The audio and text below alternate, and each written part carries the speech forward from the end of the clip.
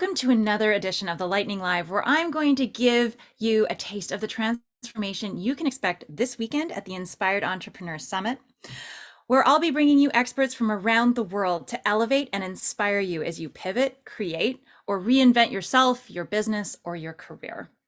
Today, my guest is Thomas Gay. Now, Thomas, you are a serial entrepreneur. You've been focused on technology since day one. You founded Refer.com. You grew that to serve over 5 million people. You founded National Decision Systems, which pioneered advanced target marketing technology tools. You also founded Vista Info, which provided, it was geo-targeting for banks or risk information, geo-targeted risk information Yes. for banks and insurance. You've been twice awarded with the Inc. 500 award. You've been named by Individual Investor magazine as one of the best undiscovered CEOs in the USA. And ladies and gentlemen, that's not all. He is also an incredible philanthropist. Tom, you went down to South Africa, Cape Town, I believe, in the early 2000s with your wife, started a company down there called Monte Cristo Ministries. That company grew to serve, and it was focused on institutional poverty and helping tackle it. But you're serving, I believe the number was 10,000 children a day getting fed.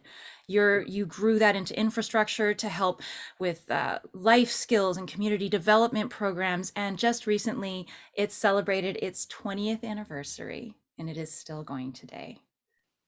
You are a leadership expert. You are a speaker. You are on numerous corporate and community boards. And I am so excited to bring you to the Inspired Entrepreneur audience to talk about leadership, because in everything that you've done, it required not only that you know what you were doing, but that you were able to inspire those around you to take up the torch with you. So, can you share with our audience a little bit about the transformation they're going to expect from you during your session this weekend? Wow, thank you, Anna. I don't know where to start after all that. The interesting thing, maybe in all of this is something for anyone who aspires to be a leader, and that is, don't let your head get in the way. Don't let your head get in the way, because you don't know it all.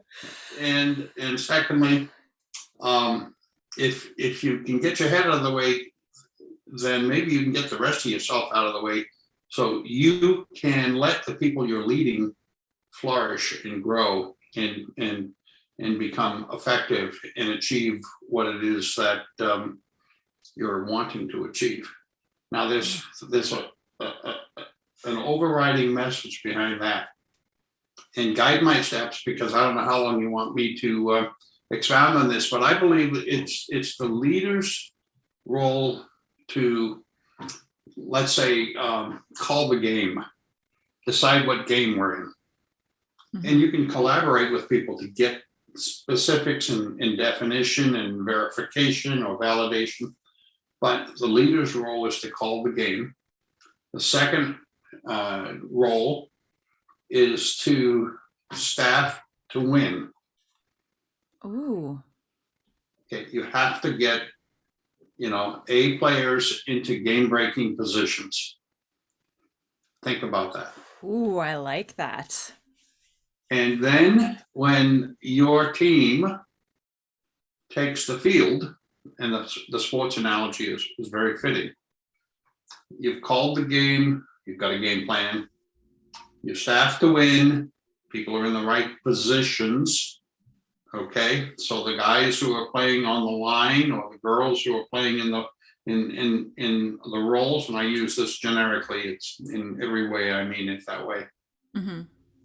They're on point towards the goal of the game. And then as you begin to play the game or move the ball or move the company ahead, you as the leader call the next plays as the information comes in and feeds on how you're progressing down the field. call the game, staff to win, and then navigate towards the goal line. And those three things are what leadership is really all about. Now, in calling the game, you have to inspire. You have to make it, I believe, something meaningful for everyone. And then you have to motivate and encourage as you pivot and shape yourself moving ahead. And now, Tom, I know that one of the big linchpins that you talk about, and whether you're pivoting or you're hiring the right people or whatever role you're playing as a leader, one of the big things you talk about is communication and relationships. Yes. Can you touch on that a little bit? Yeah. I'm sort of an open book or an open door leader. By that, I mean, there are some private things that we as leaders are responsible to keep private. However, my door was always open and is always open to my team on any topic that is important to them. If it's important to you, it's important to me. So let's not let something go unsaid. One of the ways I have historically accomplished this is by bringing my team together, my leaders together every single day. We had a 15-minute stand-up meeting. There's a little tactic, nothing new, nothing we created. It was just a tactic. If we get together for 15 minutes every morning and we have a stand-up meeting, it's called stand-up for a reason. If you sit down, you might get comfortable, and we don't want to be in a meeting all that long. No. Okay, yeah, goes off. 15-minute stand-up meeting. We're going to go through, everyone gets a chance to speak about what they did, what they're doing, and what their needs are. Okay, if you don't have anything to say, don't say it. Don't take up time just because somebody else is speaking. And in that daily huddle, again, the sports analogy, in that daily huddle, we will never be more than one day out of alignment with each other if we stay consistent in our communications day by day by day and transparent. So open door, real time, together, positive, look for the win for everyone. And that's the communication style. Now, what has to happen is you have to build trust along the way. And, one of the realities of leadership is whoever's at the point, at the figurative point, whoever is there, everyone is looking at them. The whole world is watching. Yeah. So how you walk, you will be seen, you will be followed, imitated.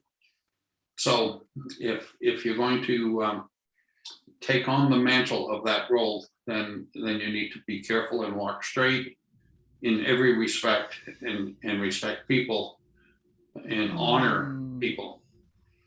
Yes. I may have told you, I don't know who I recently said this to. I may have told you sometime in the past that one of the principles we long ago adopted.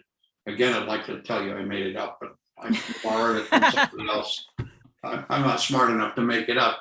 But in my companies, we always built an inverted organizational chart. So what's that mean?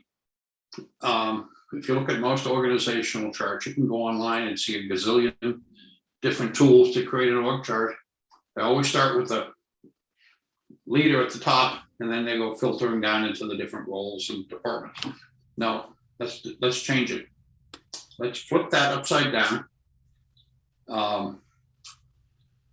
We're going to serve our clients. This goes back to in the 80s, I went through a training program on total quality management, TQM as its acronym is. And they always talked about, in an organization, we're customers and suppliers to each other. We all bring something. with the Yeah. inverted org chart, my customers are my leaders.